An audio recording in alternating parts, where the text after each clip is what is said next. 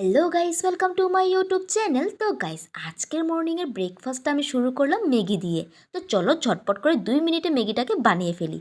তো guys, Maggi বানানোর জন্য আমি পেঁয়াজ আর লঙ্কাটা কেটে নিয়েছি। তারপরে একটা কড়াইতে তেল দিয়ে দিলাম আর দিয়ে দিলাম লঙ্কা আর পেঁয়াজ। তো চলো এগুলোকে ভালো করে ভেজে নিই।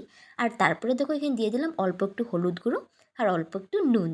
চলো আবারও এগুলোকে আমি ভালো করে ভেজে নিলাম। আর এখানে দিয়ে দিলাম অল্প একটু ম্যাগির মশলা। তো গাইস, আজকের ম্যাগিটা আমি একদম সিম্পলভাবে বানাবো, কারণ আমার না সিম্পলভাবে ম্যাগি বানিয়ে খেতে অনেক বেশি ভালো লাগে। তারপরে এখানে দেখো দিয়ে দিলাম ম্যাগি, আর ম্যাগি দিয়ে আবারও একটু ভালো করে ভেজে তারপরে জল দিয়ে দিলাম। দেখো আবারও একটুখানি কিন্তু ম্যাগির মশলা আমি দিয়ে দিলাম এখানে।